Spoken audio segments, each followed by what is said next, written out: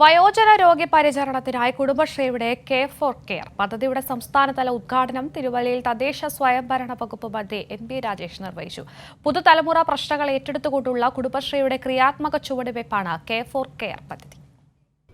തിരുവല്ലയിൽ നടന്ന ആഗോള പ്രവാസി മലയാളി സംഗമത്തിലെ പ്രധാന ചർച്ചയായിരുന്നു വയോജന സംരക്ഷണം. മൈഗ്രേഷൻ കോൺക്ലേവ് നടന്ന തിരുവല്ലയിൽ തന്നെയാണ് കെയറിന്റെ സംസ്ഥാനതല ഉദ്ഘാടനം നടന്നത്.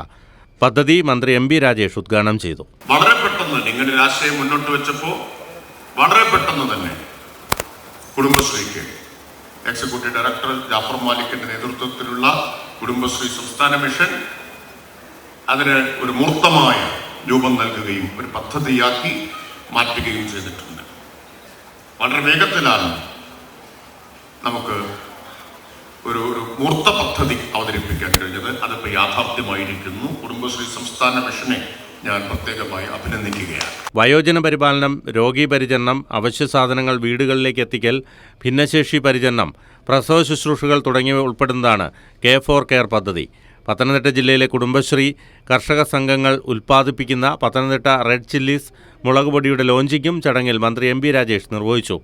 പരിപാടിയോടനുബന്ധിച്ച് രാവിലെ 10-ന് കെയർ എക്കണോമി എന്ന വിഷയത്തിൽ സംഘടിപ്പിച്ച സെമിനാറിൽ ഓൺലൈനായി മുൻ ധനകാര്യമന്ത്രി ഡോക്ടർ ടി.എം. തോമസ് ഐസക്, മുൻ DGP ഡോക്ടർ ജേക്കബ് പുന്നൂസ് തുടങ്ങിയവർ പങ്കെടുത്തു. കൈരളി ന്യൂസ്, പത്തനംതിട്ട.